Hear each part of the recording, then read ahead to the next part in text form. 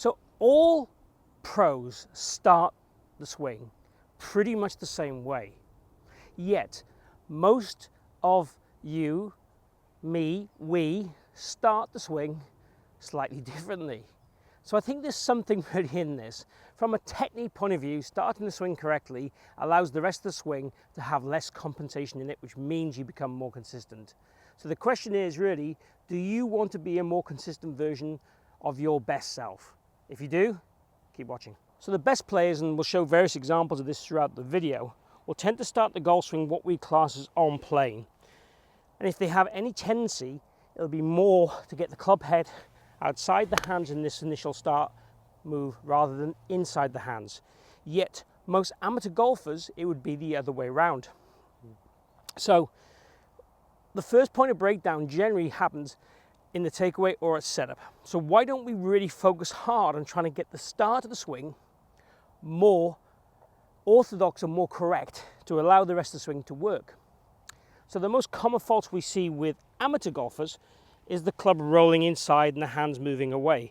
From there then, as they try and work the club to the top, it's either a lift up to the top and the club gets very steep or upright and cross-lined, and then from there that leads to a very steep start of the downswing, which can lead to pull shots, slice shots over the top, poor contacts, or they'll tend to be a huge reroute and then a lot of right side bend, and then that can cause a lot of block shots and hook shots and lots of fats and thin shots. The more we can get the club in what we would call a more orthodox position during the swing, the more the downswing can become very automatic and much more natural. And we want the swing to be as natural as we possibly can, and we want it to be as consistent as we possibly can. So today I want to share with you 3 ways that are going to help you start the golf swing more like the best players in the world. First thing we're going to do is going to get an alignment rod and stick it down the side of the club like this. Now it can be a little bit uncomfortable on your fingers, but it's great for giving us an idea of where the club is going. So as I said, most golfers, when they do a pull swing, will tend to go inside like this. And you notice then the rod points to target very early in this journey. Very, very early in this journey like that. Now, if we do the correct takeaway, this rod will go along our hips, along our belly, and basically the club head will stay to the side of the club, of the shaft and the rod. Just like this. So we want to start the swing like this, and if we do this, you'll see here my right arm is on top of my left arm. If I roll the club in, the arms get much more level. So the right arm being on top, a slight bit of fold, and then from there we want to set the wrists and get this rod pointing to the ball to target line on the ground. So this rod is great to feel that kind of initial start and that initial loading of the wrists to start that swing correctly. If we do it right, it gets the rotation within our arms correct, it gets the direction of the club head correct, and it gets the loft in the club correct. It does all these things for us. And starting the swing on the correct arc or plane then allows us to turn to the top and finish the swing with our arms and body at the same time, but the club then doesn't have to find its space or try and recompensate on the way down to get club on ball. From there then it's much, much easier to swing down, shadow that club naturally, and produce the correct loft and low point, the golf swing that we're all searching for. So the first way of improving your takeaway is simply using this rod, making some practice swings. Feel the rod stays on your body, then points to where the ball would be. You can hit golf balls with this too. You might get some vibration in the rod, and also if your fall through is a bit flippy, the rod will hit you here. So what I'd advise you do is initially just do some very small swings. So let's have a go at doing that now. Let's set up and hit a very, very small swing. Rehearse it, set it up, and try and hit a golf ball. Very, very small swing there, trying to feel that we start the swing correctly. And the rod will give you vital feedback throughout the whole of its journey of that little swing. We're going to go into the second point now, and we'll look more at the wrists. So the wrists in the golf swing, what a lot of people do when they have the incorrect takeaway, they roll the wrist this way.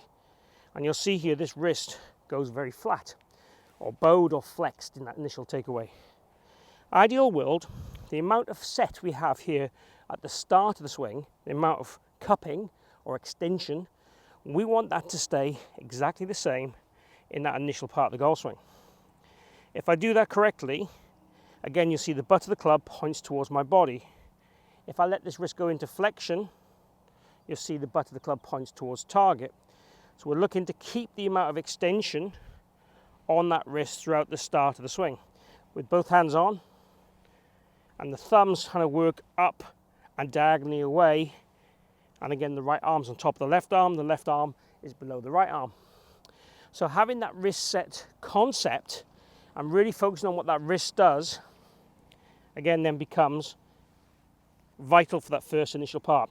If I increase the wrist set, what happens is the face will tend to go too open and it'll tend to stay too much in front of my hands as I start back, as opposed to behind my hands. So if you overdo it, this is the kind of look you will get.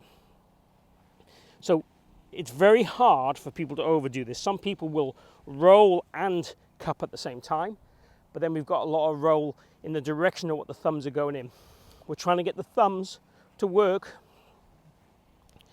kind of diagonally away and maintain that wrist set, and then load those wrists in the initial part. To the top of the swing, the wrist then will get into a flatter state, working towards flat or even into flexion, depending on the player, but certainly reducing the amount of the extension it would go to the top. So really just focusing on the thumb direction and maintaining that wrist cupping or wrist extension is the key for the second part of this video. The third part, we're focusing really on the hands. Again, what a lot of golfers do is they struggle with the rotation within the forearms and wrists because of what the hands are doing. Now, we've just talked about what the kind of wrists are doing in terms of flexion and extension. We're going to talk now really about the hand path and this part. So when I take my setup here, what a lot of golfers will tend to do is the hand path will work away from the body. Again, if I just go left hand only and let my right arm float, they will work outside that hand. The correct hand path would be working to that hand as it's floating. And that's a great way of you self-checking how does that hand path feel. But what we have to do with a lot of golfers, and this is where a lot of people get a little bit confused, we have to make you exaggerate the move to get it to change a little bit. So when I post quite often drill swings, people go, well, surely pros don't do that. That's totally wrong. That's totally exaggerated. We have to do that to make a change. So what I want you to do to feel this change is take the club and hold it down the bottom of the grip. Take your setup. And then what I want you to do is get the butt of the club to hit your leg.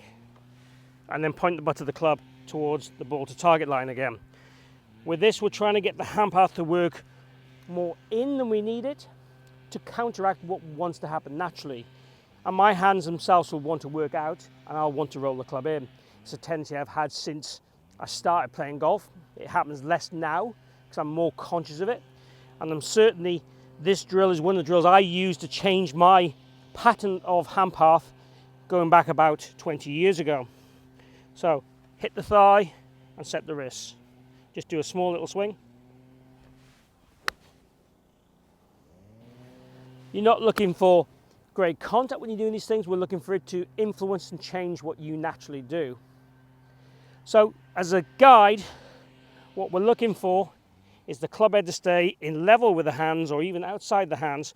The wrist angle not to rotate and not to work out too much. If you're going to fail anyway, get the hands working in and get the club working out. And then from there, as you turn and the club wants to settle, you'll get into a better dynamic state at the top of the swing and in transition, which ultimately is what we're trying to do. The top of the swing and transition is the key thing. Now we're trying to put right the reasons why it doesn't get right before it happens. Again, work away from the problem to fix the problem, as one of my good friends always says. So really starting the swing the right way allows your swing to carry on with a less amount of change and manipulation, which means you become a more consistent version of you. And that's what this video has been all about.